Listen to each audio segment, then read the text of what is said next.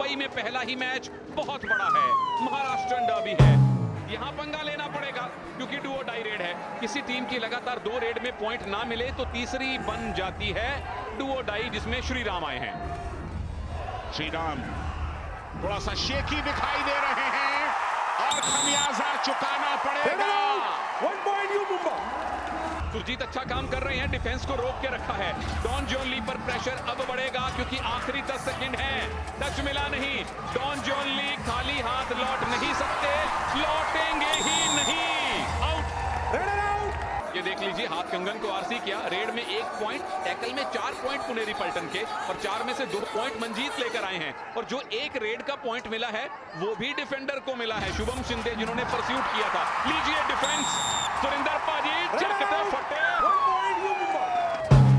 आज डिफेंस उनका बढ़िया खेल रहा है, नो डाउट, लेकिन यहां पर मुश्किल है। अभिषेक को सुरजीत ने काम कर दिया, दिल जीत लिया सुरजीत ने।